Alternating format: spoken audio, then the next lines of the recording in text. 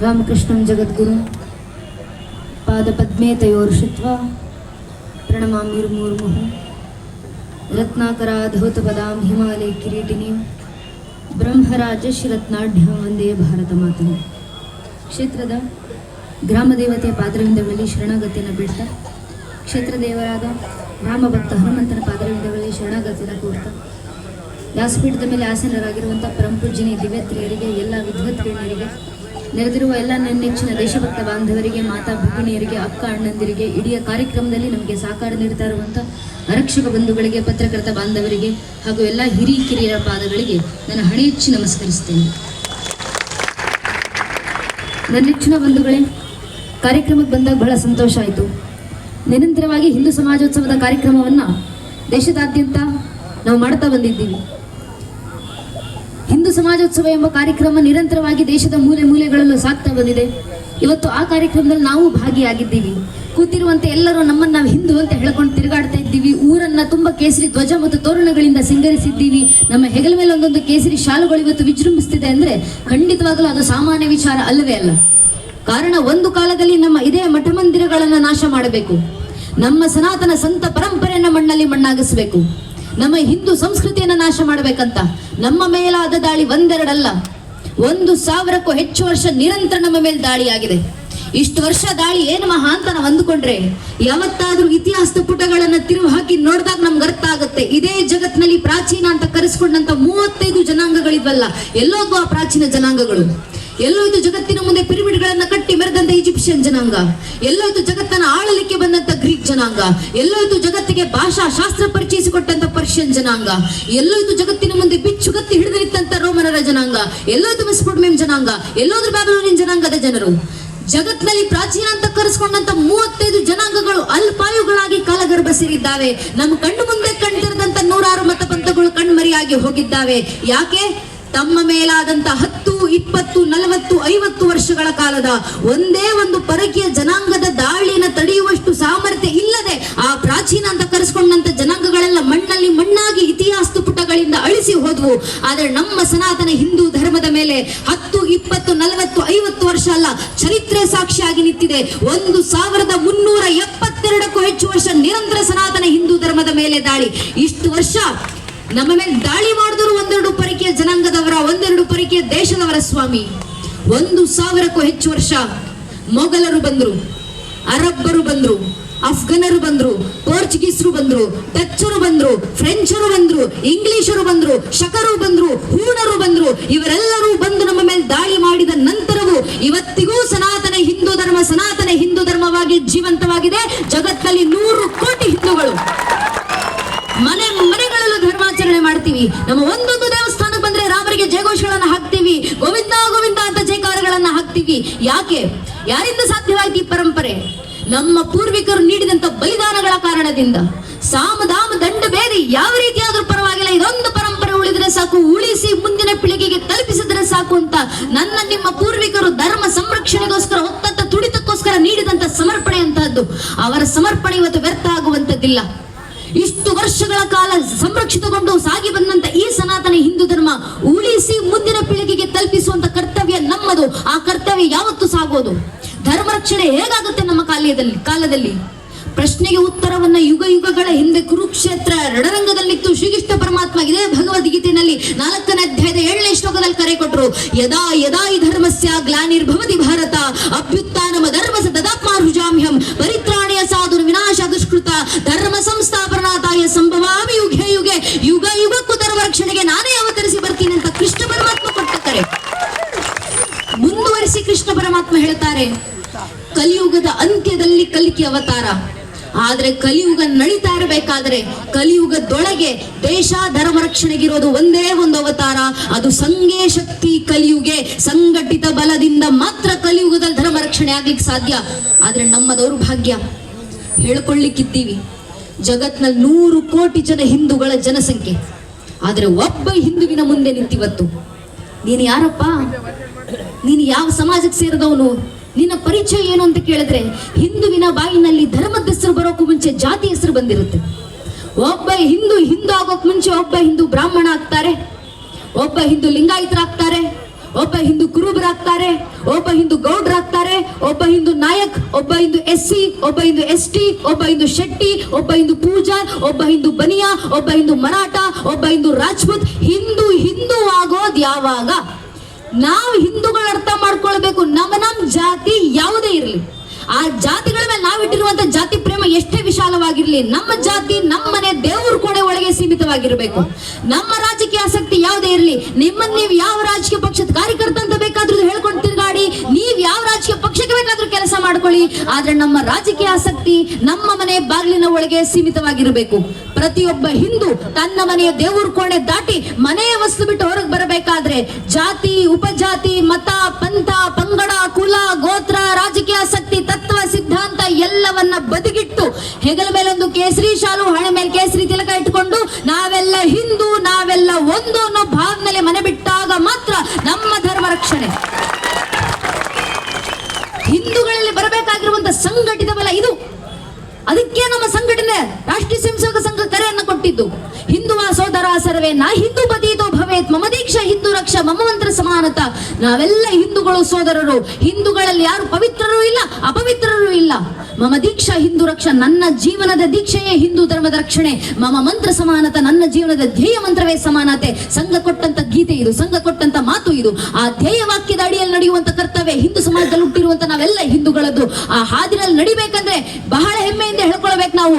ಒಮ್ಮೆ ಈ ಸಂಘಟಿತ ಬಲ ಹಿಂದೂ ಸಮಾಜದಲ್ಲಿ ಬಂತು, ಜಾತಿ, ಮತ, ಪಂಥ, ರಾಜಕೀಯ ಆಸಕ್ತಿಗಳ ಎಲ್ಲ ಭೇದಗಳನ್ನ ಮೀರಿ ಹಿಂದೂ ಧರ್ಮ ಅನ್ನೋ ಏಕಛತ್ರ ಚಾದಡಿಗೆ ಬಂದು ಹಿಂದುತ್ವಕ್ಕೋಸ್ಕರ ಅಂತ ಏಕಘಟ್ಟ ಸ್ವರೂಪವಾಗಿ ಹಿಂದೂಗಳು ಜಾಗೃತರಾಗಿ ಇದ್ರೆ ಜಗತ್ನಲ್ಲಿ ಎಂತೆಂತ ಬದಲಾವಣೆ ತರಬಹುದು ನಾವು. ಬಹಳ ಹಿಂದೆ ಬೇಡ, ಕೆಲವು ದಶಕಗಳ ಹಿಂದೆ ಪೂಜ್ಯನೇ ಅಶೋಕ್ ಸಿಂಗಾಜಿ ಅವರು ನಿಂತು ಸಂಘದ ಹಿರಿಯರು ಒಂದು ಕರೆಯನ್ನು ಕೊಟ್ಟಿದ್ರು. रोम रोम में रमे हुए राम के लिए आओ कार सेवको, बनो कार सेवको, गाओ कार सेवको, मिटो कार सेवको. अगर समय पड़े तो अयोध्या में बहती सरयू नदी को अपने लहू से लाल करना पड़े तो डरो न कार सेवको. ರೋಮ ರೋಮದಲ್ಲಿ ರಮಿಸಿರುವಂತ ರಾಮರಿಗೋಸ್ಕರ ಬನ್ನಿ ಕಾರ್ ಸೇವಕರಾಗಿ ಹಿಂದೂಗಳೇ. ಆ ಒಂದು ಕೊರೆಗೆ ಒಗ್ಗಟ್ಟು ನನ್ನ ನಿಮ್ಮ ಹಿರಿಯರು 3.5 ಲಕ್ಷ ಸಂಖ್ಯೆಯಲ್ಲಿ ಕಾರ ಸೇವಕರಾಗಿ ಒಗ್ಗೂಡಿ ಬಂದು ಅಯೋಧ್ಯೆ ಪುಣ್ಯ ಭೂಮಿನಲ್ಲಿತ್ತು ರಾಮರಿಗೋಸ್ಕರ ಕಾರ್ಯಸೇವೆ ಸಲ್ಲಿಸಿದ್ರಲ್ಲ. ಆ 3.5 ಲಕ್ಷ ಜನ ಹಿಂದೂ ಬಾಂಧವರ ಸಮರ್ಪಣೆಯ ಪ್ರತಿಫಲ ಇವತ್ತು 500 ವರ್ಷಗಳ ಹೋರಾಟದ ನಂತರ, 78ಕ್ಕೂ ಹೆಚ್ಚು ಮಹಾ ಕದನಗಳ ನಂತರ, ಸುಮಾರು 3.5 ಲಕ್ಷ ಜನ ಹಿಂದೂ ಕಾರ್ಯಸೇವಕರ ಬಲಿದಾನಗಳ ನಂತರ ಇಂದು ನನಸಾಗಿರುವಂತ ಶತಮಾನಗಳ ಕನಸು ನಮ್ಮ ಅಯೋಧ್ಯೆ ರಾಮಲಲ್ಲಾರ ರಾಮ ಮಂದಿರ, ಅಖಂಡ ರಾಮ ಮಂದಿರದ ಮೇಲೆ ಇವತ್ತು ಧರ್ಮಧ್ವಜ ಹಾರಾಡ್ತಿರುವಂತ ಸಂಗತಿಯನ್ನು ಕಣ್ತುಂಬಿಸುವ ಕಾಲಘಟ್ಟದಲ್ಲಿ ನಮ್ಮ ತಲೆಮಾರು ನಿಂತಿದ್ದೆಲ್ಲ. ಇದಕ್ಕೆ ಯಾರು ಕಾರಣ? ನಮ್ಮ ಪೂರ್ವಿಕರು ತೋರಿದಂತ ಸಂಘಟಿತ ಬಲ ಕಾರಣ. ಕಾನೂನಿನ ಅಡಿಯಲ್ಲಿ ರಾಮ ಮಂದಿರದ ನಿರ್ಮಾಣವನ್ನ ಮಾಡಿದ್ವಿ ನಾವು. ಆ ಸಂಘಟಿತ ಬಲ ಮತ್ತೊಮ್ಮೆ ಜಾಗೃತರಾಗಬೇಕು. ಹಿಂದೂಗಳು ನೆನ್ಪಿಟ್ಕೊಳ್ಬೇಕು, ರಾಮ ಮಂದಿರದ ನಿರ್ಮಾಣ ಆಗುವ ವೇಳೆಗೆ ಕಾರ್ಯಸೇವೆ ನಡೆದ ನಂತರ ರಾಮ ಮಂದಿರಕ್ಕೆ ಪ್ರಥಮ ಶಿಲಾನ್ಯಾಸ ಮಾಡಿದ್ದು ಯಾರು, ಅಡಿಪಾಯ ಇಟ್ಟಿದ್ದು ಯಾರು ಅಂದ್ರೆ ನಮ್ಮದೇ ರಾಷ್ಟ್ರೀಯ ಸ್ವಯಂ ಸೇವಕ ಸಂಘದ ಕಾರ್ಯಕರ್ತರಾದಿದ್ದ ಹಿರಿಯರಾದಂತ, ವಿಶೇಷತಃ ಪರಿಶಿಷ್ಟ ಜಾತಿ ಪರಿಶಿಷ್ಟ ಪಂಗಡಕ್ಕೆ ಸೇರಿದಂತ ಶ್ರೀಯುತ ಕಾಮೇಶ್ವರ್ ಚೌಪಾಲ್ಜಿ ಅವರೇ ರಾಮ ಮಂದಿರದ ಪ್ರಥಮ ಶಿಲಾನ್ಯಾಸವನ್ನ ಮಾಡಿದ, ಅಡಿಪಾಯವನ್ನಕ್ಕಿದ್ದು. ಆ ಮಟ್ಟದ ಧರ್ಮದ ನಿಷ್ಠತೆ, ಸಮಾನತೆ, ಬದ್ಧತೆ ಸಂಘ ನಮಗೆ ತೋರಿಸಿಕೊಟ್ಟು ಬಂದಿದೆ. ಸಂಘದ ಕೆಲಸ ಇವೆಲ್ಲ ಯಾಕೆ? ಅನೇಕ ಹಿಂದೂಗಳ ಪ್ರಶ್ನೆ. 100 ವರ್ಷ ಸಂಘ ಸಾಗಿ ಬಂದಿದೆ, 100 ವರ್ಷಗಳ ಕಾಲ ಸಂಘ ಏನು ಮಾಡಿದೆ ದೇಶಕ್ಕೋಸ್ಕರ, ಯಾವ ಕಾರ್ಯವನ್ನ ಮಾಡ್ತಾ ಬಂದಿದೆ ಅಂತ ನಾವ್ಯಾವತ್ತು ಕಾರ್ಯದ ವಿವರಣೆಯನ್ನು ನೀಡ್ಲಿಕ್ಕೆ ಹೋದವರೆಲ್ಲ. ಕಾರಣ ನಮಗೆ ಪ್ರಚಾರ ಬೇಕಾಗಿಲ್ಲ, ಪ್ರೇರಣೆ ಅಷ್ಟೇ. ಪ್ರೇರಣೆ ಅಡಿಯಲ್ಲಿ ಹೇಳಬೇಕಾದ್ರೆ 100 ವರ್ಷಗಳ ಕಾಲ ಸಂಘ ಸ್ವದೇಶಿ ಜಾಗರಣ ಮಂಚನ ಸ್ಥಾಪನೆ ಮಾಡಿದ್ದು ರಾಷ್ಟ್ರೀಯ ಸ್ವಯಂ ಸೇವಕ ಸಂಘ. ಇಡೀ ಭಾರತದಾದ್ಯಂತ ಬೇಕಾದಂತ ಎಲ್ಲ ಕಾರ್ಯಗಳನ್ನ ನಿರಂತರವಾಗಿ ನಡೆಸ್ತಾ ವನವಾಸಿ ಕಲ್ಯಾಣಾಶ್ರಮವನ್ನು ಸ್ಥಾಪನೆ ಮಾಡಿದ್ದು ರಾಷ್ಟ್ರೀಯ ಸ್ವಯಂ ಸೇವಕ ಸಂಘ. ಬಡ್ಕೆ ವಿಮುಕ್ತ ಸಮಾಜ ಪರಿಷತ್ತನ್ನು ಸ್ಥಾಪನೆ ಮಾಡಿದ್ದು ರಾಷ್ಟ್ರೀಯ ಸೇವಕ ಸಂಘ. ಇಡೀ ದೇಶಕ್ಕೆ ಬೇಕಾದಂತ ಏಕಲ ವಿದ್ಯಾಲಯ ಮೂವ್ಮೆಂಟ್ ಅನ್ನು ಸ್ಥಾಪನೆ ಮಾಡಿದ್ದು ರಾಷ್ಟ್ರೀಯ ಸೇವಕ ಸಂಘ. ರಾಷ್ಟ್ರೀಯ ಸೇವಿಕಾ ಸಮಿತಿಯನ್ನು ಸ್ಥಾಪನೆ ಮಾಡಿದ್ದು RSS. ವಿದ್ಯಾಭಾರತಿಯನ್ನು ಸ್ಥಾಪನೆ ಮಾಡಿದ್ದು RSS. ಸರಸ್ವತಿ ಶಿಶು ಮಂದಿರವನ್ನು ಸ್ಥಾಪನೆ ಮಾಡಿದ್ದು RSS. ಆರೋಗ್ಯ ರಕ್ಷಾವನ್ನು ಸ್ಥಾಪನೆ ಮಾಡಿದ್ದು RSS. ಸೇವಾ ಭಾರತಿಯನ್ನು ಸ್ಥಾಪನೆ ಮಾಡಿದ್ದು RSS. ಸೇವಾ ಸುರಕ್ಷಾವನ್ನು ಸ್ಥಾಪನೆ ಮಾಡಿದ್ದು RSS. ಆರೋಗ್ಯ ಸುರಕ್ಷಾವನ್ನು ಸ್ಥಾಪನೆ ಮಾಡಿದ್ದು RSS. ಸುಪೋಷಿತ ಆಯೋಗವನ್ನು ಸ್ಥಾಪನೆ ಮಾಡಿದ್ದು RSS. ಅಖಿಲ ಭಾರತೀಯ ಅಂಧತ್ವ ಮುಕ್ತ ಆಯೋಜನೆಯನ್ನು ಸ್ಥಾಪನೆ ಮಾಡಿದ್ದು RSS. ಕೋಕ್ಲಿಯರ್ ಟ್ರಾನ್ಸ್ಪ್ಲಾಂಟ್ ಹಾಸ್ಪಿಟಲ್ ಪ್ರಾಜೆಕ್ಟ್ ಅನ್ನು ಪುಣೆಯಲ್ಲಿ ಸ್ಥಾಪನೆ ಮಾಡಿದ್ದು RSS. ಕೋರ್ನೆ ಟ್ರಾನ್ಸ್ಪ್ಲಾಂಟ್ ಅನ್ನು ಸ್ಥಾಪನೆ ಮಾಡಿದ್ದು RSS. ಇಡೀ ಭಾರತದಾದ್ಯಂತ ಬೇಕಾದಂತ ಅಖಿಲ ಭಾರತೀಯ ಏಕಲ ಇತಿಹಾಸ ಸಂಕಲನ ಯೋಜನೆಯನ್ನ ಸ್ಥಾಪನೆ ಮಾಡಿದ್ದು ನಮ್ಮ ರಾಷ್ಟ್ರೀಯ ಸ್ವಯಂ ಸೇವಕ ಸಂಘ. ಇವತ್ತಿನ ದಿನದಲ್ಲಿ ಇಡೀ ಭಾರತಕ್ಕೆ ಬೇಕಾದಂತ ಗೋ ವಿಜ್ಞಾನ ಅನುಸಂಧಾನ ಕೇಂದ್ರವನ್ನು ಸ್ಥಾಪನೆ ಮಾಡಿದ್ದು RSS. ಸ್ವಾಮಿ ವಿವೇಕಾನಂದ ಯೋಗ ಅನುಸಂಧಾನ ಸಂಸ್ಥಾನವನ್ನು ಸ್ಥಾಪನೆ ಮಾಡಿದ್ದು RSS. ದಕ್ಷಿಣ ಭಾರತದಲ್ಲಿ 5,000ಕ್ಕೂ ಹೆಚ್ಚು ಸ್ವಸಹಾಯ ಸಂಘಗಳನ್ನ ಸ್ಥಾಪನೆ ಮಾಡಿದ್ದು RSS ನ ಮೂಲಕ. ಇವತ್ತು ಇಡೀ ಭಾರತದಲ್ಲಿ ಕೆಲಸ ಮಾಡ್ತಿರುವಂತ ಭಾರತದ ಅತಿ ದೊಡ್ಡ ವಿದ್ಯಾಸಂಸ್ಥೆ 13,000 ಫಾರ್ಮಲ್ ಶಾಲೆಗಳು, 10,000ಕ್ಕೂ ಹೆಚ್ಚು ಇನ್ಫಾರ್ಮಲ್ ಶಾಲೆಗಳ ಮೂಲಕ 30 ಲಕ್ಷ ಜನ ವಿದ್ಯಾರ್ಥಿಗಳಿಗೆ ಶಿಕ್ಷಣ ನೀಡುತ್ತಿರುವಂತ ಭಾರತದ ಅತಿ ದೊಡ್ಡ ಶಿಕ್ಷಣ ಸಂಸ್ಥೆ ವಿದ್ಯಾಭಾರತಿಯನ್ನು ಸ್ಥಾಪನೆ ಮಾಡಿದ್ದು ನಮ್ಮ ರಾಷ್ಟ್ರೀಯ ಸ್ವಯಂ ಸೇವಕ ಸಂಘ. ಇವತ್ತಿಗೂ ಭಾರತದಲ್ಲಿ ಶಿಕ್ಷಣವನ್ನು ನೀಡುವಂತ ಕೆಲಸ ಮಾಡ್ತಿದ್ದೀವಿ. ಇಡೀ ಭಾರತದಾದ್ಯಂತ ಸ್ವಸಹಾಯ ಸಂಘಗಳ ಹೇಳಿಕೆ ಬಂದ್ರೆ, ಸ್ವಸಹಾಯ ಯೋಜನೆಗಳು ಬಂದ್ರೆ 8,198 ಯೋಜನೆಗಳನ್ನ ಸ್ಥಾಪನೆ ಮಾಡಿಕೊಟ್ಟಿದ್ದು RSS. ಇಡೀ ಭಾರತದಾದ್ಯಂತ ಆರೋಗ್ಯ ಕ್ಷೇತ್ರದಲ್ಲಿ 12,978 ಆಯೋಗಗಳ ಮೂಲಕ ಕೆಲಸ ಮಾಡ್ತಿರುವಂತದ್ದು ನಮ್ಮ ರಾಷ್ಟ್ರೀಯ ಸ್ವಯಂ ಸೇವಕ ಸಂಘ. ಸಮಾಜ ಸೇವೆಯ ಪರಿಷತ್ ನಾಡಿನಲ್ಲಿ ಬಂದಾಗ 15,522ಕ್ಕೂ ಹೆಚ್ಚು ಯೋಜನೆಗಳ ಮೂಲಕ ಕಾರ್ಯ ಸಲ್ಲಿಸುತ್ತಿರೋದು ನಮ್ಮ RSS. ಇಡೀ ಭಾರತ ದೇಶದಾದ್ಯಂತ ಶಿಕ್ಷಣ ವ್ಯವಸ್ಥೆಯ ವಿಚಾರಕ್ಕೆ ಬಂದಾಗ 93,334 ಯೋಜನೆಗಳ ಮೂಲಕ ಕೆಲಸ ಮಾಡ್ತಿರುವಂತದ್ದು ನಮ್ಮ ರಾಷ್ಟ್ರೀಯ ಸ್ವಯಂ ಸೇವಕ ಸಂಘ. ಇಂಥ ಯೋಜನೆಗಳನ್ನ ನಾವು ಯಾವತ್ತೂ ಹೇಳಲಿಕ್ಕೆ ಹೋಗಿಲ್ಲ. ಇದನ್ನು ಮೀರಿದಂತ ಕಾರ್ಯಗಳು ಸಂಘ ಮಾಡಿಕೊಂಡು ಬರ್ತಿದೆ. ಹೇಳ್ತಿರೋದು ಪ್ರಚಾರಕ್ಕಲ್ಲ, ಪ್ರೇರಣೆಗಷ್ಟೇ. ಈ ಕೆಲಸಗಳು ಯಾಕೆ ಸಂಘ ಮಾಡ್ತಾ ಬಂತು? ಅನೇಕ ಹಿಂದೂಗಳಿಗೆ ಪ್ರಶ್ನೆ. ಸಂಘ ಯಾವಾಗ್ಲೂ ಹೇಳುತ್ತೆ ಹಿಂದೂಗಳು ಸಂಘಟಿತರಾಗಬೇಕು, ಹಿಂದೂಗಳು ಒಗ್ಗಟ್ಟಾಗಬೇಕು. ನಾವ್ಯಾಕೆ ಸಂಘಟಿತರಾಗಬೇಕು? ನಾವ್ಯಾಕೆ ಒಗ್ಗಟ್ಟಾಗಬೇಕು? ದೇಶ ಧರ್ಮ ಕಟ್ಕೊಂಡು ನನ್ನ ಮಕ್ಕಳಿಗೇನು? ನಾವ್ಯಾಕೆ ಧಾರ್ಮಿಕ ಸಭೆಗೆ ಬರಬೇಕು? ನಮ್ಮ ಮಕ್ಕಳನ್ನು ಕಾನ್ವೆಂಟ್ಗೆ ಕಳಿಸ್ತೀವಿ, ಲಕ್ಷ ಫೀಸ್ ಕಟ್ತೀವಿ. ನಮ್ಮ ಮಕ್ಕಳು ಚೆನ್ನಾಗಿ ಇಂಗ್ಲಿಷ್ ನಲ್ಲಿ ಮಾತಾಡಿದ್ರೆ ಸಾಕು. ನಮಗೆ 40-50 ಸಾವಿರ ಸಂಬಳ ತಗೊಂಡು ಜೀವನದಲ್ಲಿ ಸೆಟ್ಲ್ ಆದ್ರೆ ಸಾಕು. ಇದಕ್ಕಿಂತ ಏನಿದೆ? ಶಿಕ್ಷಣ ಪಡಿಸಿದ್ದೀವಿ, ಮಕ್ಕಳಿಗೆ ಒಂದು ಡಿಗ್ರಿ ಸರ್ಟಿಫಿಕೇಟ್ ಇದೆ. ಆಸ್ತಿ ಅಂತಸ್ತು ಮಾಡಿಕ್ಕಿದ್ದೀವಿ, ಮಕ್ಕಳಿಗೆ ಎಕನಾಮಿಕ್ ಸೆಕ್ಯೂರಿಟಿ ಇದೆ. 2 ಕೊಟ್ಟಾಯ್ತಲ್ಲ, ಇನ್ನೇನಿದೆ? ಯಾಕೆ ಧರ್ಮ ಜಾಗೃತಿ ಸೋಷಿಯಲ್ ಸೆಕ್ಯೂರಿಟಿನ ಅಡಿನಲ್ಲಿ ಬೇಕು ಅಂತ ಹೇಳಿದ್ರೆ, ದಯವಿಟ್ಟು ಅರ್ಥ ಮಾಡ್ಕೊಳ್ಳಿ. ಇದೇ ಚಿಂತನೆ. ದೇಶ ಧರ್ಮ ಕಟ್ಕೊಂಡು ನನಗೇನು, ನನ್ನ ಮಕ್ಕಳಿಗೇನು, ವಿದ್ಯೆ ಕೊಟ್ಟಿದ್ದೀವಿ, ಹಣ ಕೊಟ್ಟಿದ್ದೀವಿ, ಸಾಕಲ್ವ ಅನ್ನೋ ಇದೇ ಯೋಚನೆ ಇದ್ದಿದ್ದೀನಿ. ಟೆಕ್ಸ್ಟ್ ಬುಕ್ ಎಕ್ಸಾಂಪಲ್ ಇತಿಹಾಸದಲ್ಲಿ 75 ವರ್ಷಗಳ ಹಿಂದೆ ಪಾಕಿಸ್ತಾನದ ಲಾಹೋರ್ನಲ್ಲಿದ್ದಂತ ಅತ್ಯಂತ ವಿದ್ಯಾವಂತ, ಅತ್ಯಂತ ಶ್ರೀಮಂತ ಸಮಾಜ ಯಾರ್ದು? ಹಿಂದೂಗಳದ್ದು. ಅಲ್ಲಿದ್ದಂತ ಹಿಂದೂಗಳು ಏನಾದ್ರು? 75 ವರ್ಷಗಳ ಹಿಂದೆ ರಂಗೂನ್ನಲ್ಲಿದ್ದಂತ ಅತ್ಯಂತ ವಿದ್ಯಾವಂತ, ಅತ್ಯಂತ ಶ್ರೀಮಂತ ಸಮಾಜ ಯಾರ್ದು? ಹಿಂದೂಗಳದ್ದು. ಅಲ್ಲಿದ್ದಂತ ಹಿಂದೂಗಳು ಏನಾದ್ರು? ಬಹಳ ಹಿಂದೆ ಬೇಡ, 30-40 ವರ್ಷಗಳ ಹಿಂದೆ ಕಾಶ್ಮೀರದಲ್ಲಿದ್ದಂತ ಅತ್ಯಂತ ವಿದ್ಯಾವಂತ, ಅತ್ಯಂತ ಶ್ರೀಮಂತ ಸಮಾಜ ಯಾರ್ದು? ಕಾಶ್ಮೀರಿ ಪಂಡಿತರದು, ಹಿಂದೂಗಳದ್ದು. ಅಲ್ಲಿದ್ದಂತ ಹಿಂದೂಗಳು ಏನಾದ್ರು? ವಿದ್ಯೆ ಪಡೆದಂತ ಹಿಂದೂಗಳು, ಆಸ್ತಿ ಅಂತಸ್ತನ್ನು ಮಾಡಿಟ್ಟಂತ ಹಿಂದೂಗಳು. ಕೊನೆಗೆ ಅವರ ಪರಿಸ್ಥಿತಿ ಏನಾಯ್ತು? ಏನಕ್ಕ ಪರಿಸ್ಥಿತಿ ಬಂತು ಅಂದ್ರೆ, ಮನೆಗಳಲ್ಲಿ ಧರ್ಮ ಜಾಗೃತಿ ಇಲ್ಲ. ಇವತ್ತು ನನ್ನ ಮಕ್ಕಳು ಸುರಕ್ಷಿತವಾಗಿರಬೇಕು, ನಾನ್ ಸುರಕ್ಷಿತವಾಗಿರ್ಬೇಕಂದ್ರೆ ನನ್ನ ಮನೆ ಸುರಕ್ಷಿತವಾಗಿರಬೇಕು. ನನ್ನ ಮನೆ ಸುರಕ್ಷಿತವಾಗಿರ್ಬೇಕಂದ್ರೆ ನಾನಿರೋ ಗಲ್ಲಿ ಸುರಕ್ಷಿತವಾಗಿರಬೇಕು. ನಾನಿರೋ ಗಲ್ಲಿ ಸುರಕ್ಷಿತವಾಗಿರ್ಬೇಕಂದ್ರೆ ನನ್ನ ಊರು ತಾಲೂಕು ಸುರಕ್ಷಿತವಾಗಿರಬೇಕು. ನನ್ನ ತಾಲೂಕು ಸುರಕ್ಷಿತವಾಗಿರಬೇಕಂದ್ರೆ ನನ್ನ ಜಿಲ್ಲೆ ಸುರಕ್ಷಿತವಾಗಿರಬೇಕು. ನನ್ನ ಜಿಲ್ಲೆ ಸುರಕ್ಷಿತವಾಗಿರಬೇಕಂದ್ರೆ ನನ್ನ ರಾಜ್ಯ ಸುರಕ್ಷಿತವಾಗಿರಬೇಕು. ನನ್ನ ರಾಜ್ಯ ಸುರಕ್ಷಿತವಾಗಿರಬೇಕಂದ್ರೆ ನನ್ನ ದೇಶ ಸುರಕ್ಷಿತವಾಗಿರಬೇಕು. ನನ್ನ ಭಾರತ ದೇಶ ಸುರಕ್ಷಿತವಾಗಿರಬೇಕಂದ್ರೆ ಭಾರತ ದೇಶದ ಮೂಲ ಅಸ್ಮಿತೆ ಮತ್ತು ಅಸ್ತಿತ್ವವಾಗಿರುವಂತ ಸನಾತನ ಹಿಂದೂ ಧರ್ಮದ ಸಂರಕ್ಷಣೆ ಆದಾಗ ಮಾತ್ರ ಇವೆಲ್ಲವೂ ಸಾಕಾರವಾಗುವುದು. ಆದ್ರಿಂದ ರಾಷ್ಟ್ರೀಯ ಸೇವಕ ಸಂಘ ಭಾರತಕ್ಕೆ ಬೇಕು. ಅಂದಿನ ಕಾಲದಲ್ಲಿ 100 ವರ್ಷಗಳ ಹಿಂದೆ ಹಿಂದೂಗಳ ಪರಿಸ್ಥಿತಿ ಯಾವ ರೀತಿ ಇತ್ತು? ಕವಿಗಳು ಬರೀತಾರಲ್ಲ, ಮಾತಿರದ ಕೊಂಡದಳು ಭಯಭೀತ ಭಾವದಳು ಹಿಂದೂ ಬಂಧುಗಳೆಲ್ಲ ಹರಿದು ಹಂಚಿರಲು, ವರುಷ ಸಹಸ್ರದಿಂದ ಪದ ಪ್ರಹಾರ ಸೇರಿಸಿ ತನ್ನ ಅಸ್ತಿತ್ವವನ್ನು ತಾನು ಮರೆತಿರಲು, ಉರುಳ ಹಗ್ಗದ ಹಾರ ತಾಯ ಕೊರಳ ಬಿಗಿದಿಹುದು, ದಾಸ್ಯ ಮದಿರೆ ಕುಡಿದು ದೇಶ ಮಲಗಿಯುವುದು, ಹೀನ ದೀನರವರ ಹತವಗ್ಯರೆಂದು ಹಿಂದೂ ಸಂತಾನವನ್ನು ಜಗವು ಜರಿಯುತ್ತಿದೆ. ಆ ಪರಿಸ್ಥಿತಿಯಲ್ಲಿದ್ದಾಗ ರಾಷ್ಟ್ರೀಯ ಸ್ವಯಂ ಸೇವಕ ಸಂಘ ಒಂದು ಭವಿಷ್ಯವಾಣಿಯನ್ನು ನುಡಿದಿತ್ತು. ಸಾವಿಲ್ಲದ ನಾಡಿನ ಸುತರೆದ್ದರು ಯಜ್ಞದ ಸಿದ್ಧತೆಗೆ, ಹಿಂದುತ್ವದ ಅಮರಗಂಗೆ ಹರಿದಿದೆ ಸೃಷ್ಟಿಯ ಏಳಿಗೆಗೆ. ಅದನ್ನು ಕೇಳಿದಾಗ ಯಾರು ನಂಬಿರಲಿಲ್ಲ. ಒಂದಿಷ್ಟು ದಶಕಗಳ ಹಿಂದೆ ರಾಷ್ಟ್ರೀಯ ಸೇವಕ ಸಂಘ ನಿಂತ್ಕೊಂಡು ನಾವು ರಾಮ ಮಂದಿರದ ಸ್ಥಾಪನೆಯನ್ನ ಮಾಡ್ತೀವಿ, ನಮ್ಮನ್ನು ಯಾರೂ ನಂಬಿರಲಿಲ್ಲ. ಕಾಶ್ಮೀರದಲ್ಲಿ ಮತ್ತೊಮ್ಮೆ ಧರ್ಮ ಜಾಗೃತಿಯನ್ನ ಮಾಡ್ತೀವಿ, ನಮ್ಮನ್ನು ಯಾರೂ ನಂಬಿರಲಿಲ್ಲ. ಕಾಶಿ ವಿಶ್ವನಾಥ ಮಂದಿರವನ್ನ ಪೂರ್ಣವಾಗಿ ಕಾನೂನಿನಲ್ಲಿ ವಾಪಸ್ ಸ್ವೀಕರಿಸ್ತೀವಿ, ನಮ್ಮನ್ನು ಯಾರೂ ನಂಬಿರಲಿಲ್ಲ. ಕಾಶ್ಮೀರದಲ್ಲಿ ಮತ್ತೊಮ್ಮೆ ಶಾರದಾ ಪೀಠ ಸ್ಥಾಪನೆ ಮಾಡ್ತೀವಿ, ನಮ್ಮನ್ನು ಯಾರೂ ನಂಬಿರಲಿಲ್ಲ. 100 ವರ್ಷಗಳ ಹಿಂದೆ ರಾಷ್ಟ್ರೀಯ ಸ್ವಯಂ ಸೇವಕ ಸಂಘ ಹೇಳಿದ ಮಾತು 100 ವರ್ಷಗಳ ನಂತರ 2026ರಲ್ಲಿ ಸಾಕಾರಗೊಳ್ತಿರೋದ ಕಣ್ ದೃಷ್ಟಿಯನ್ನ ನಾವು ಜೀವಂತ ಸಾಕ್ಷಿಯಾಗಿ ನೋಡ್ತಿರುವಂತ ಕಾಲಘಟ್ಟದಲ್ಲಿ ನಿಂತಿದ್ದೀವಲ್ಲ. ಯಾಕೆಂದ್ರೆ ಒಂದೇ ಒಂದು ಕಾರಣ, RSS ಯಾವತ್ತಿದ್ರು ಕೂಡ 100 ವರ್ಷ ಮುಂಚಿತವಾಗಿ ಆಲೋಚನೆ ಮಾಡಿ ನಡೆಯುವಂತ ಸಂಘದವರು ನಾವೆಲ್ಲ. 100 ವರ್ಷದ ಮುಂದಿನ ಆಲೋಚನೆಯನ್ನು ಇಟ್ಕೊಂಡು ಸಾಕ್ತೀವಿ.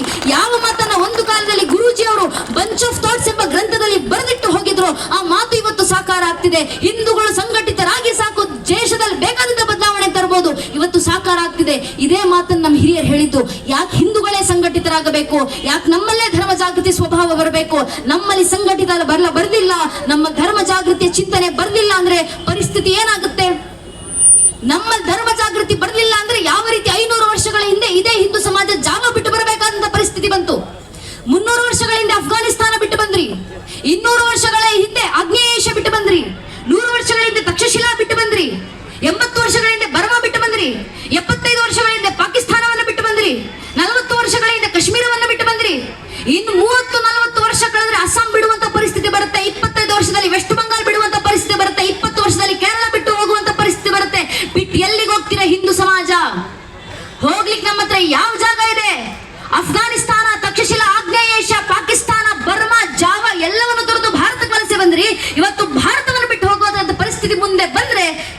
ಹೋಗ್ತೀವಿ ಹಿಂದೂಗಳು.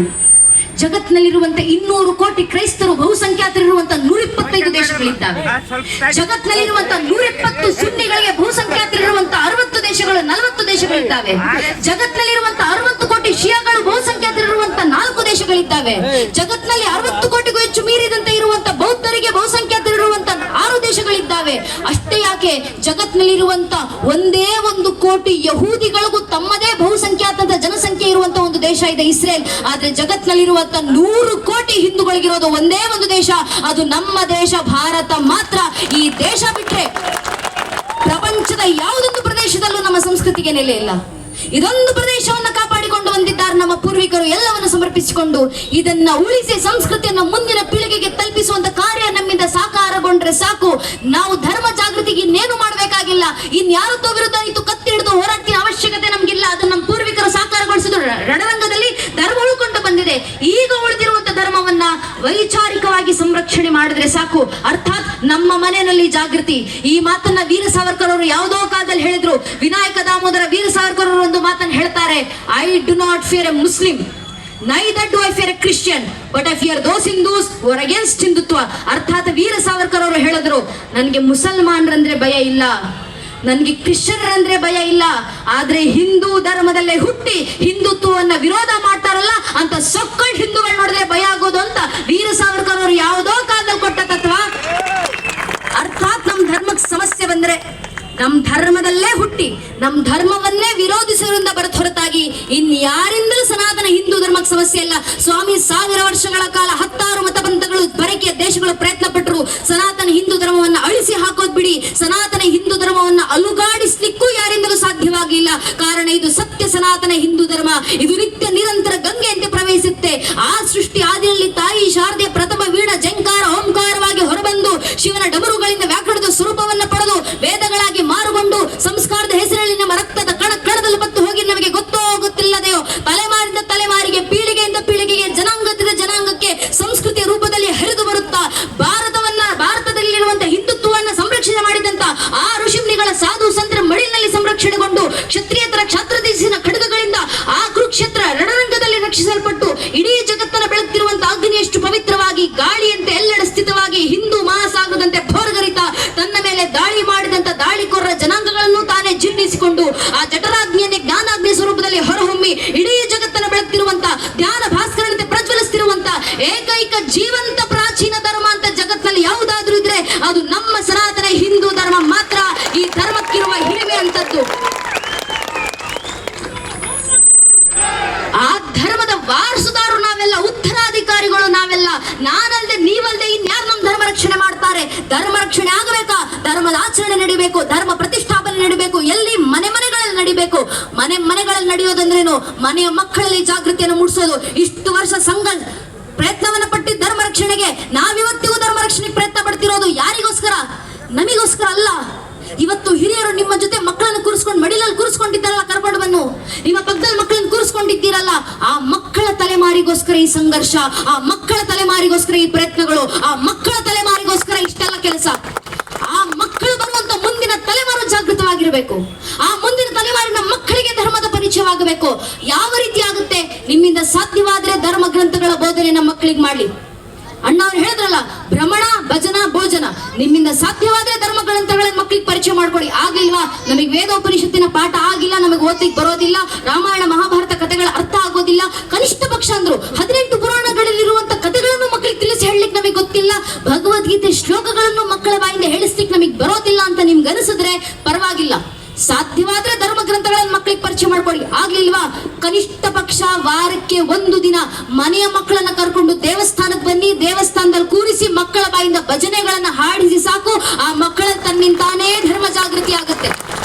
ಇವತ್ತು ಹಿಂದೂ ಮನೆ ಪೋಷಕರು ಮಾಡ್ಬೇಕಾಗಿರುವಂತ ಮೊಟ್ಟ ಮೊದಲ ಕೆಲಸ ಇದು. ಮಕ್ಕಳನ್ನ ದೇವಸ್ಥಾನಕ್ಕೆ ಕರ್ಕೊಂಡು ಬರೋದು. ದೇವಸ್ಥಾನಕ್ಕೆ ಕರ್ಕೊಂಡು ಬರಬೇಕಾದ್ರೆ ಹೇಗ್ ಕರ್ಕೊಂಡು ಬರ್ತಿದೀವಿ ಅಂತ ಯೋಚನೆ ಮಾಡ್ಬೇಕು. ಬೇರೆಲ್ಲ ಬೇಡ. ಈ ಕ್ಷಣ ಸ್ವಾಮಿ ದೇವಸ್ಥಾನದ ಪ್ರಾಂಗಣದಲ್ಲಿ ಕೂತಿದ್ದೀವಿ ನಾವೆಲ್ಲ. ದೇವಸ್ಥಾನದ ಎದುರಿಗೆ ಒಂದು ಧಾರ್ಮಿಕ ಸಭಾ ಕಾರ್ಯಕ್ರಮ. ಧಾರ್ಮಿಕ ಸಭಾ ಕಾರ್ಯಕ್ರಮಕ್ಕೆ ಬಂದಾಗ ಸ್ವಲ್ಪ ನೀವು ಸುತ್ತಮುತ್ತ ಕಣ್ಣಾಡಿಸಿ ನೋಡಿ, ಅಕ್ಕಪಕ್ಕ ನೋಡ್ಕೊಳ್ಳಿ.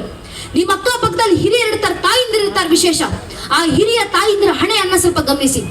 ಆ ತಾಯಿಂದ್ರು ಹಣೆ ಕುಂಕುಮ ಹಚ್ಚಿರ್ತಾರೆ, ವಿಭೂತಿ ಬೆಳೆದಿರ್ತಾರೆ, ಗಂಧ ಚಂದನ ತಿಲಕ ಭಂಡಾರ ಕರಿಗಂಧ ಯಾವುದೋ ಒಂದು ತಮ್ಮ ಪರಂಪರೆಗೆ ಅನುಸಾರವಾಗಿ ಒಂದಲ್ಲ ಒಂದು ಧಾರ್ಮಿಕ ಸಂಕೇತ ಆ ತಾಯಿಂದ್ರ ಹಣೆನಲ್ಲಿ ವಿಜೃಂಭಿಸಿರುತ್ತೆ. ಅದೇ ಸ್ವಲ್ಪ ನನ್ನ ವಯಸ್ಸಿನ, ನನ್ನ ತಲೆಮಾರಿನ, ನನ್ನ ಪೀಳಿಗೆ ಮಕ್ಕಳ ಹಣೆಗಳನ್ನ ಗಮನಿಸಿ ನೋಡಿ. ಎಷ್ಟು ಜನ ಮಕ್ಕಳು ಹಣೆ ಕುಂಕುಮ ಹಚ್ಚಿ ಬಂದಿದ್ದೀವಿ, ಎಷ್ಟು ಜನ ಮಕ್ಕಳು ಹಣೆಗೆ ವಿಭೂತಿ ಭಂಡಾರವನ್ನು ಧರಿಸಿ ಬಂದಿದ್ದೀವಿ. ವಿಶೇಷತಃ ನಮ್ಮ ಮನೆಯ ಹೆಣ್ಣು ಮಕ್ಕಳು ಇವತ್ತು ಹಣೆಗೆ ಕುಂಕುಮ ಇಡೋ ಪದ್ಧತಿಯನ್ನೇ ಮರೆತು ಹೋಗ್ತಿದ್ದಾರೆ.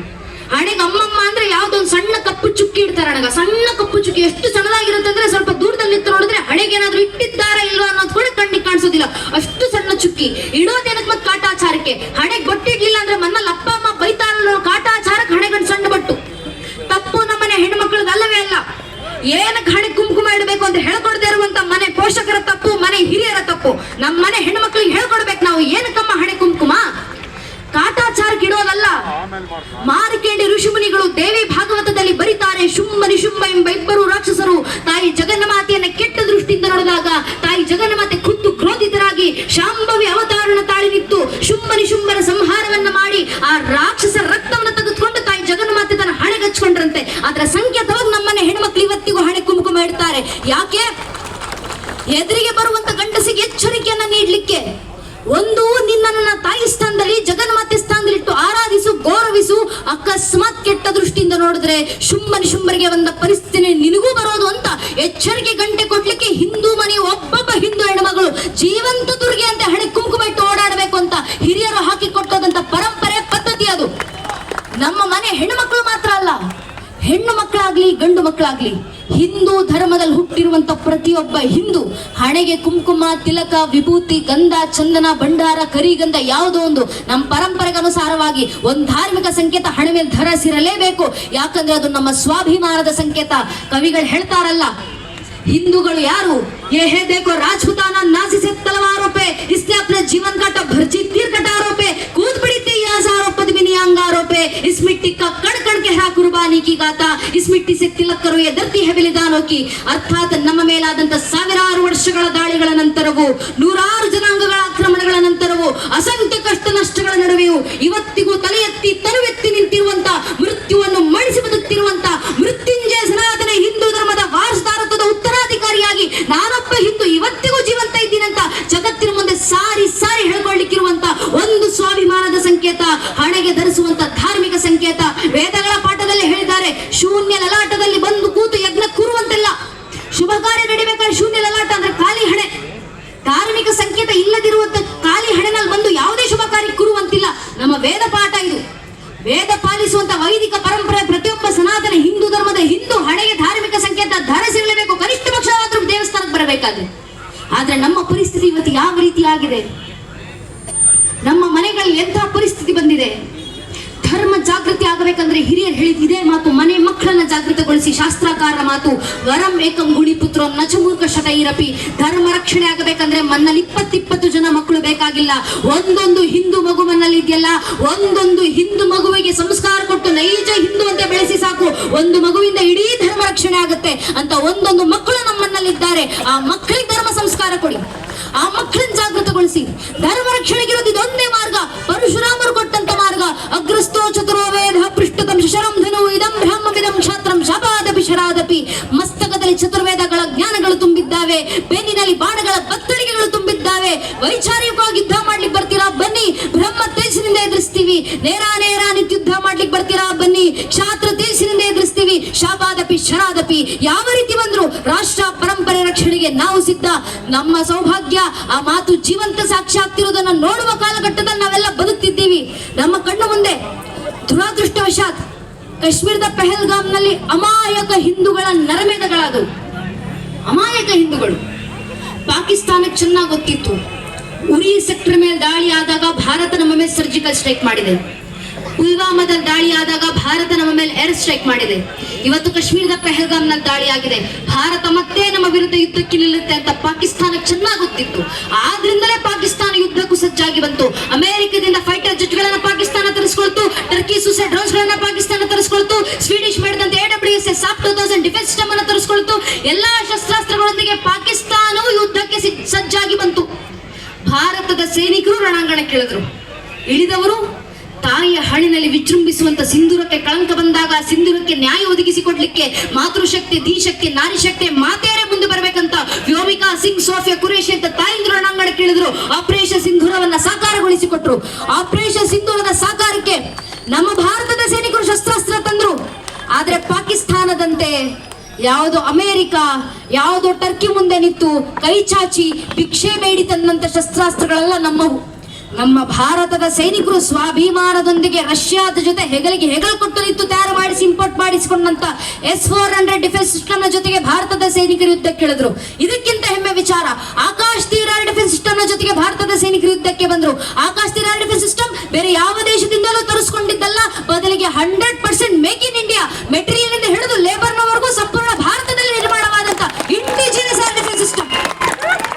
ನಮ್ಮ ಭಾರತದ ಸೈನಿಕರ ಹತ್ರ ಡಿಫಾಲ್ಟ್ ಡಿಫೆನ್ಸ್ ಸಿಸ್ಟಮ್ಗಳು ಸಿದ್ಧವಾಗಿದ್ವು, ಸಮರ್ ಏರ್ ಡಿಫೆನ್ಸ್ ಸಿಸ್ಟಮ್ಗಳು ಸಿದ್ಧವಾಗಿದ್ವು, ರಫೇಲ್ ಫೈಟರ್ ಜೆಟ್ಗಳು ಸಿದ್ಧವಾಗಿದ್ವು ವಿತ್ ಸ್ಕ್ಯಾಟ್ missile loaded, Sukhoi 30 MK fighter ಜೆಟ್ಗಳು ಸಿದ್ಧವಾಗಿದ್ವು with BrahMos missile loaded, Nagastra suicide ಡ್ರೋನ್ಗಳು ಸಿದ್ಧವಾಗಿದ್ವು. ಅವು ಕೂಡ 100% ಮೇಕ್ ಇನ್ ಇಂಡಿಯಾ.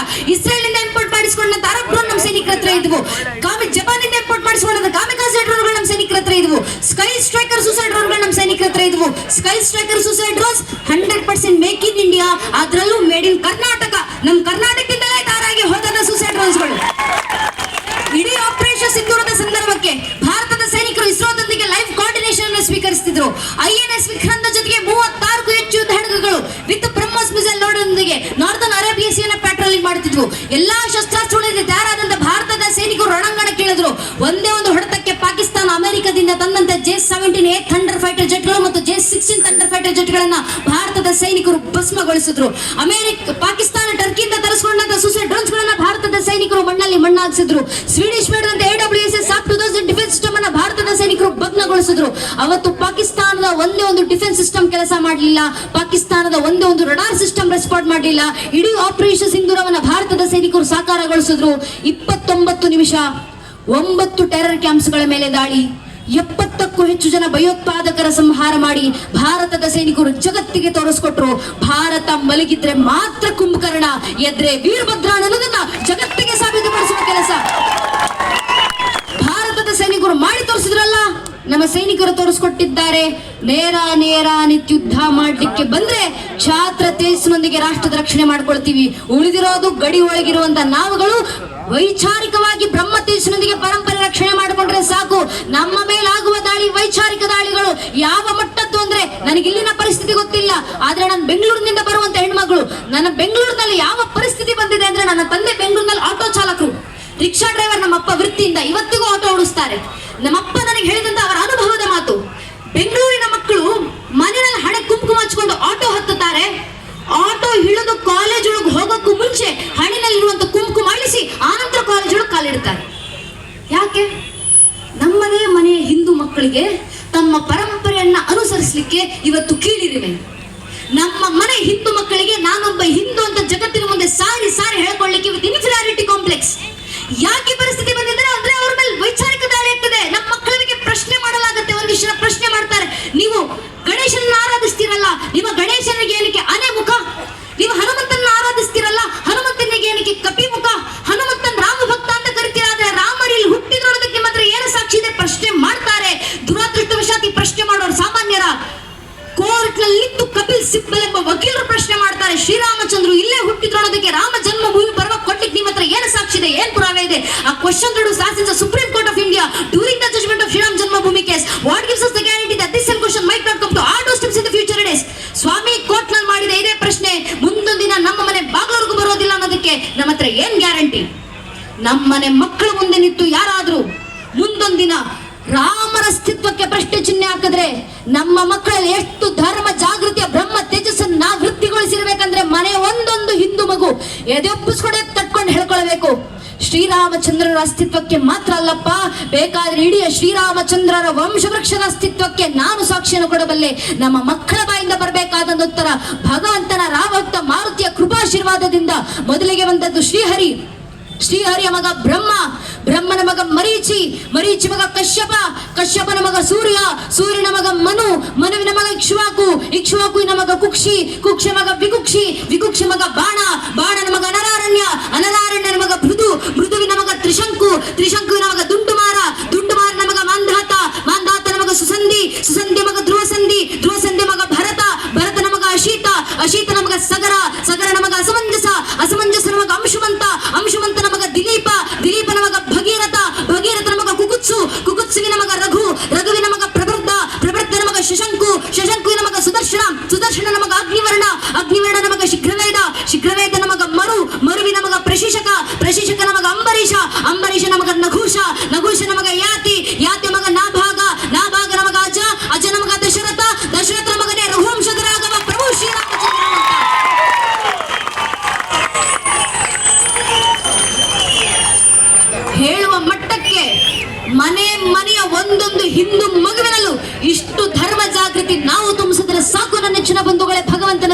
ಆದ್ರಿಂದ ಧರ್ಮ ಜಾಗೃತಿ ಆಯ್ತಂತರ್ಥ, ರಾಷ್ಟ್ರದ ಹಿರಿಮೆ ಸುಭದ್ರವಾಯ್ತಂತರ್ಥ.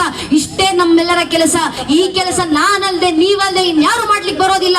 ಹಿಂದೂ ಧರ್ಮದಲ್ಲಿ ಹುಟ್ಟಿ ನನ್ನ ಧರ್ಮ ಜ್ಞಾನ ನಾನು ಅಧ್ಯಯನ ಮಾಡ್ಲಿಲ್ಲ, ಇನ್ಯಾರು ಅಧ್ಯಯನ ಮಾಡ್ತಾರೆ? ಹಿಂದೂ ಧರ್ಮದಲ್ಲಿ ಹುಟ್ಟಿ ನನ್ನ ಪರಂಪರೆ ನಾನು ತಿಳ್ಕೊಳ್ಳಿಲ್ಲ, ಇನ್ಯಾರು ತಿಳ್ಕೊಳ್ತಾರೆ? ಹಿಂದೂ ಧರ್ಮದಲ್ಲಿ ಹುಟ್ಟಿ ನನ್ನ ಧರ್ಮ ಗ್ರಂಥಗಳ ನಾನು ಓದ್ಲಿಲ್ಲ, ಇನ್ಯಾರು ಓದ್ತಾರೆ? ಹಿಂದೂ ಧರ್ಮದಲ್ಲಿ ಹುಟ್ಟಿ ನನ್ನ ದೇವಸ್ಥಾನಗಳಿಗೆ ನಾನು ಬರ್ಲಿಲ್ಲ, ಇನ್ಯಾರು ಬರ್ತಾರೆ? ಹಿಂದೂ ಧರ್ಮದಲ್ಲಿ ಹುಟ್ಟಿ ನನ್ನ ಗುರು ಪರಂಪರೆಗೆ ನಾನು ಋಣಿಯಾಗಿ ನಿಲ್ಲಿಲ್ಲ, ಇನ್ಯಾರು ಋಣಿಯಾಗಿ ನಿಲ್ತಾರೆ? ಹಿಂದೂ ಧರ್ಮದಲ್ಲಿ ಹುಟ್ಟಿ ನನ್ನ ಹಬ್ಬ ಹರಿದಿನಗಳ ನಾನು ಆಚರಣೆ ಮಾಡಲಿಲ್ಲ, ಇನ್ಯಾರು ಆಚರಿಸ್ತಾರೆ? ಹಿಂದೂ ಧರ್ಮದಲ್ಲಿ ಹುಟ್ಟಿ ನನ್ನ ಸಂಭ್ರಮಗಳನ್ನ ನಾನು ಸಂಭ್ರಮಿಸಲಿಲ್ಲ, ಇನ್ಯಾರು ಸಂಭ್ರಮಿಸ್ತಾರೆ? ಹಿಂದೂ ಧರ್ಮದಲ್ಲಿ ಹುಟ್ಟಿ ನನ್ನ ಧಾರ್ಮಿಕ ಸಂಕೇತ ನಾನು ಹಣೆ ಮೇಲೆ ಧರಿಸ್ಕೊಂಡು ಓಡಾಡ್ಲಿಲ್ಲ, ಇನ್ಯಾರು ಧರಿಸ್ತಾರೆ? ಹಿಂದೂ ಧರ್ಮದಲ್ಲಿ ಹುಟ್ಟಿ ನನ್ನ ಧಾರ್ಮಿಕ ಸಭೆಗಳಲ್ಲಿ ಬಂದು ನಾನು ಭಾಗವಹಿಸಲಿಲ್ಲ, ಇನ್ಯಾರು ಭಾಗವಹಿಸ್ತಾರೆ? ಹಿಂದೂ ಧರ್ಮದಲ್ಲಿ ಹುಟ್ಟಿ ನನ್ನ ಧಾರ್ಮಿಕ ಕೆಲಸಗಳಿಗೆ ನಾನು ಸಮಯ ಕೊಡ್ಲಿಲ್ಲ, ಇನ್ಯಾರು ಸಮಯ ಕೊಡ್ತಾರೆ? ಹಿಂದೂ ಧರ್ಮದಲ್ಲಿ ಹುಟ್ಟಿ ನನ್ನ ಧರ್ಮ ಕಾರ್ಯಗಳಿಗೆ ನಾನು ಶ್ರಮ ವಹಿಸಲಿಲ್ಲ, ಇನ್ಯಾರು ಶ್ರಮಿಸ್ತಾರೆ? ಹಿಂದೂ ಧರ್ಮದಲ್ಲಿ ಹುಟ್ಟಿ ನನ್ನ ಪರಂಪರೆ ನಾನು ಪ್ರತಿಷ್ಠಾಪನೆ ಮಾಡಿ ಹೋಗ್ಲಿಲ್ಲ, ಇನ್ಯಾರು ಪ್ರತಿಷ್ಠಾಪನೆ ಮಾಡ್ತಾರೆ? ಹಿಂದೂ ಧರ್ಮದಲ್ಲಿ ಹುಟ್ಟಿ ನನ್ನ ಧರ್ಮ ಸಂಸ್ಕಾರ ನನ್ನ ಮನೆ ಮಕ್ಕಳಿಗೆ ನಾನು ಕೊಡ್ಲಿಲ್ಲ, ಇನ್ಯಾರು ಕೊಡ್ತಾರೆ? ಸ್ವಾಮಿ, ಹಿಂದೂ ಧರ್ಮದಲ್ಲಿ ಹಿಂದುವಾಗಿ ಹುಟ್ಟಿ ಹಿಂದೂ ಧರ್ಮ ರಕ್ಷಣೆಗೆ ನಾನು ನೀವುಗಳು ಮುಂದೆ ಬರ್ಲಿಲ್ಲ,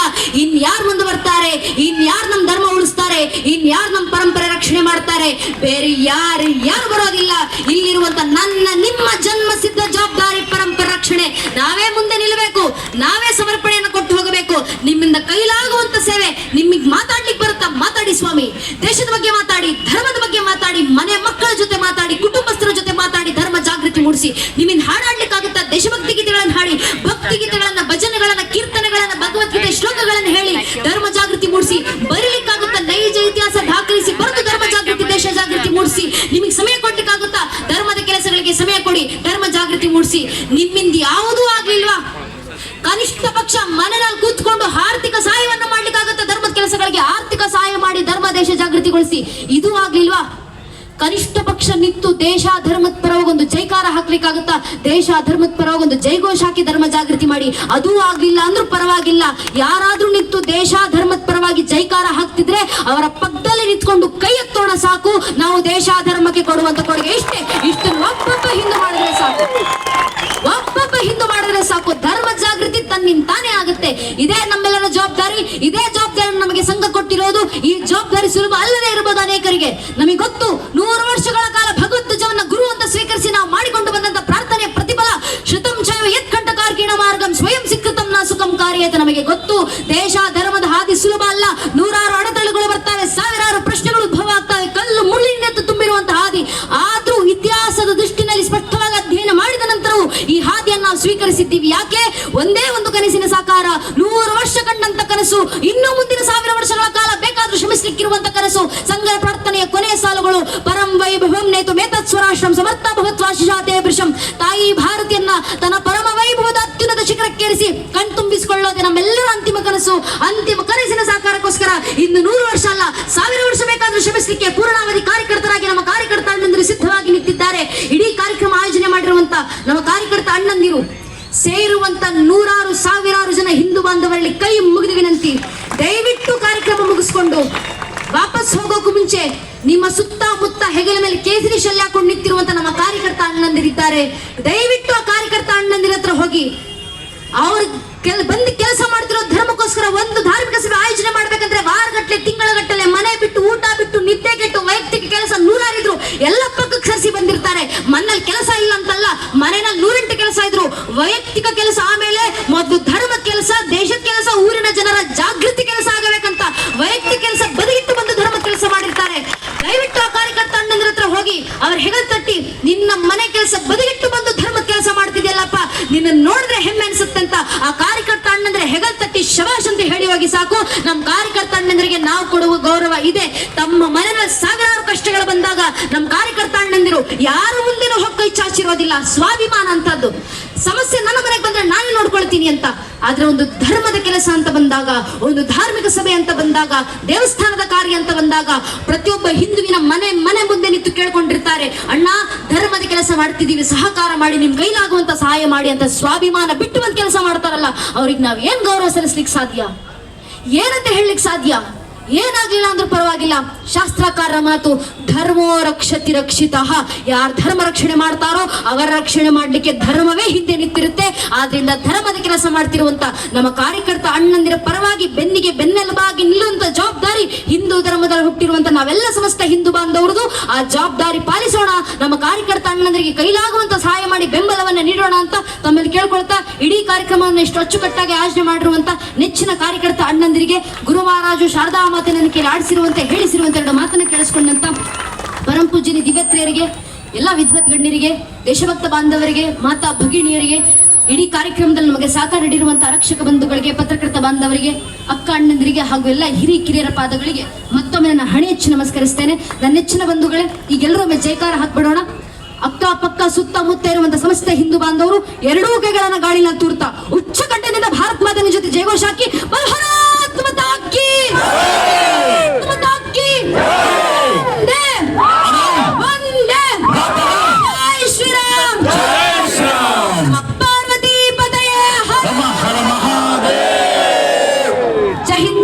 ಮಾತರಂ. ಹರಿ ಓಂ ತತ್ಸತ್ ಶ್ರೀರಾಮಕೃಷ್ಣ.